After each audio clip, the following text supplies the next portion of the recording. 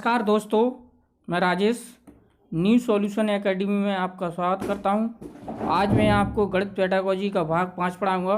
इससे पहले मैंने भाग 1, 2, 3, 4 पढ़ा चुका हूं। अगर आपने वो सारी वीडियो नहीं देखी उन्हें देखें। चलते अपन 5 क्वेश्चन नंबर 55 क्या कहता है, पाई के संबंधित में कौन सा कथन सत्य है। पाई के संबंध में कौन सा कथन सत्य है। ए, पाई एक परमेय संख्या है। बी, पाई एक पूर्ण संख्या है। सी, पाई एक अपरमेय संख्या है। डी, उपरोक्त सभी।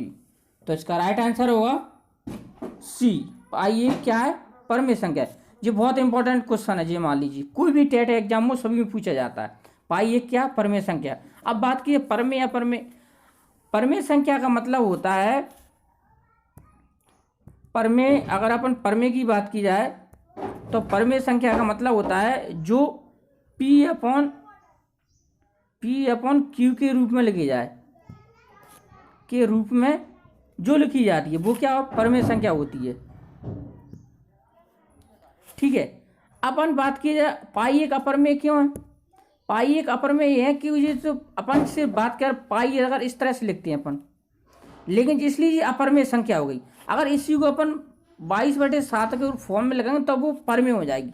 लेकिन इसमें स्पष्ट आपको पूछा क्या गया, पाई से संबंध है, तो पाई एक अपरमेय संख्या, इसलिए इसका राइट आंसर सी हुआ। अब चलते हैं अपन अगले क्वेश्चन की तरफ। Question number 56। क्वेश्चन नंबर 56 क्या कहता है, गणित एक ऐसी अमूर्त व्यवस्था का अध्ययन है जो किसी अमूर्त तत्वों से मिलकर बनी है तथा इन तत्वों को मूर्त रूप से परिभाषित किया जाता है। यानी कि ये एक मनोवैज्ञानिक का कथन है। ये किसने दिया। ए, मार्शल एच स्टोन ने। बी, गोस ने। सी, लॉक ने। डी, बार्थ लॉक ने। तो इसका राइट आंसर होगा ए, किसने दिया, मार्शल एच स्टोन ने। मार्शल एच स्टोन ने। अब ये क्या है, ये तो कथन है, ये आपको परिभाषाएं ये तो आपको याद करना ही पड़ेंगे। जैसे इसको याद करें, जैसे अमूर्त अवस्था याद दिए और अमूर्त तत्वों से मिलकर, ये दो शब्द अगर याद कर लोगे तो टेक्निक की तरह से आप उसको याद कर सकते हैं। चलते हैं अपन अगले क्वेश्चन की तरफ।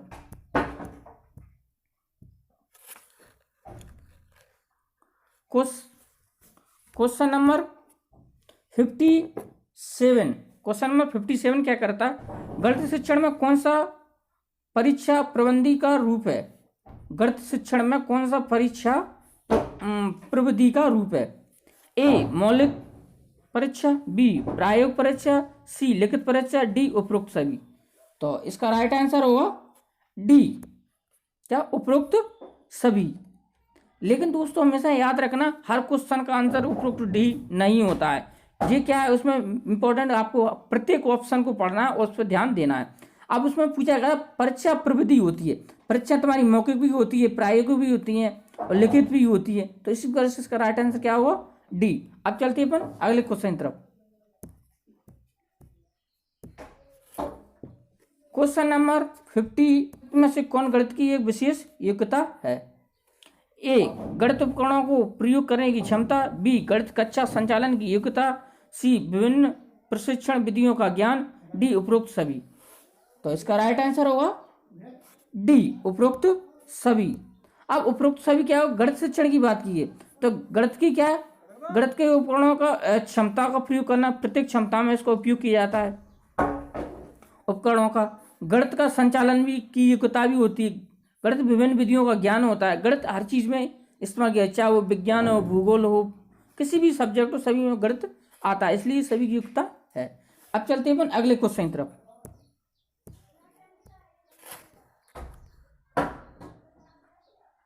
Question number 59।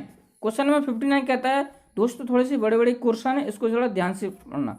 गणित की वह कौन सी विधि है जो करके सीखने के सिद्धांत पर काम करती है, जिसमें छात्र अधिक सक्रिय रहते हैं व जिसके द्वारा नवीन तत्वों की खोज की जा सकती है। ए, प्रदर्शन विधि। बी, प्रयोगशाला विधि। सी, संश्लेषणात्मक विधि। डी, प्रयोजनात्मक विधि। तो 59 का आंसर होगा, आप लगा सकते हैं बी, क्या होगा, बी, प्रयोगशाला विधि। अब प्रयोगशाला विधि में क्या है, ये गणित का सब जो करके सीखते हैं, यानी कि बच्चा खुद के कार्य जो करके सीखते हैं, जो सिद्धांत दिया है वो क्या प्रयोगशाला विधि में, जिसमें बच्चे सक्रिय अधिक रहते हैं, जो बहुत IMP क्वेश्चन है, बहुत वेरी इंपॉर्टेंट समझ ले, चाहे रीड हो, MP टेट हो, सभी टेटों में CTET वगैरह सभी में पूछा जाता है। ठीक है, अब चलते हैं अपन अगले क्वेश्चन की तरफ।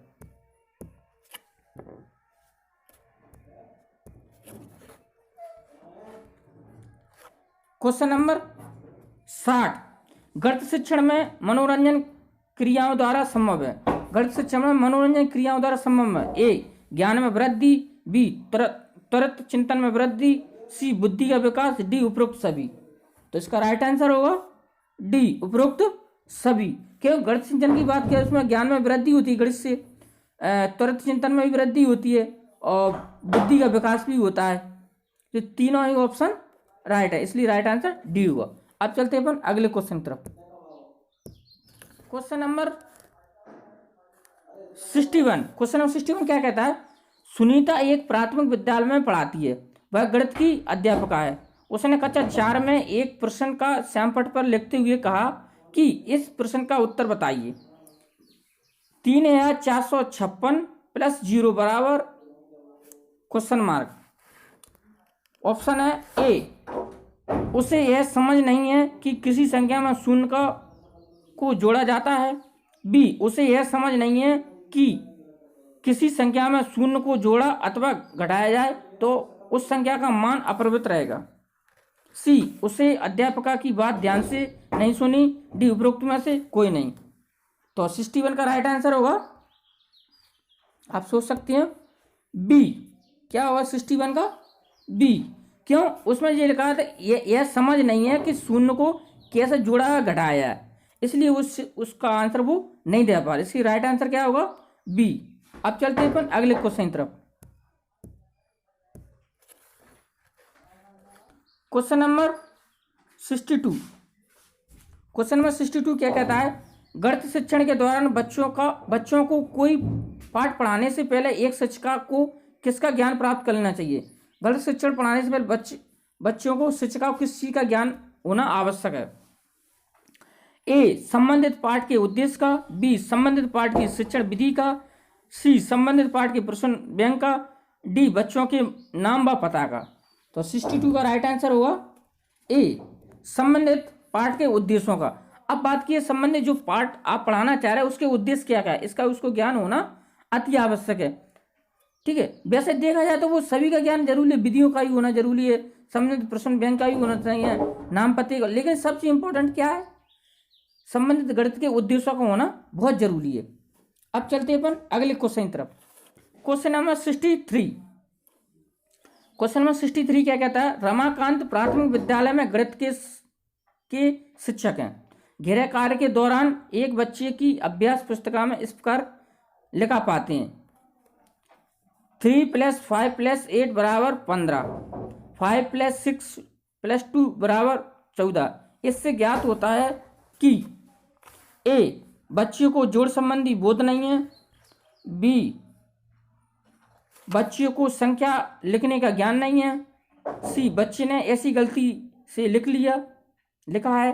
डी, उसने गृह कार्य किसी दूसरे बच्चे की अभ्यास पुस्तिका से किया है। तो इसका राइट आंसर क्या होगा 63 का? ए। क्या होगा? ए।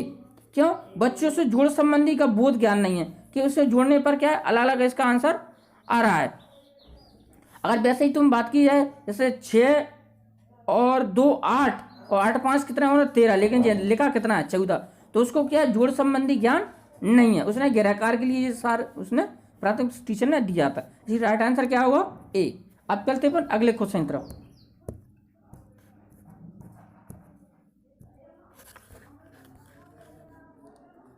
क्वेश्चन नंबर 64, क्वेश्चन नंबर 64 क्या कहता है? किसी त्रिभुज की रचना करते हेतु कौन सा कथन आवश्यक नहीं है? नेगेटिव पॉइंट आएगा, इसको विशेष ध्यान देना। त्रिभुज की तीनों भुजाएं ज्ञात हो, त्रिभुज की 2 भुजाएं तथा उनके बीच का कोण ज्ञात हो, त्रिभुज की 1 भुजा तथा 1 कोण ज्ञात हो, त्रिभुज की 1 भुजा तथा 2 कोण ज्ञात हो। तो इसका राइट आंसर होगा 64 का, आप सोच सकते हो सी। क्या होगा? सी। त्रिभुज की 1 भुजा और तथा 1 कोण ज्ञात होना जरूरी है। ठीक है, क्योंकि इसमें क्या है, त्रिभुज की रचनाओं को याद करने की कम से कम उसमें नेगेटिव पॉइंट की बात की, जो सिद्धांत ध्यान, त्रिभुज की तीनों भुजा ज्ञात होना, ये पॉजिटिव की बात करता है। दो भुजाओं का कोण बनाना, ये भी ठीक है, लेकिन एक त्रिभुज की एक भुजा था, एक कोण ज्ञात हो, अगर एक ही चीज ज्ञात हो तो अपन कैसे निकाल सकते, नहीं निकाल सकते, इसलिए इसका राइट आंसर क्या होगा, सी। अब चलते हैं अपन अगले क्वेश्चन तरफ।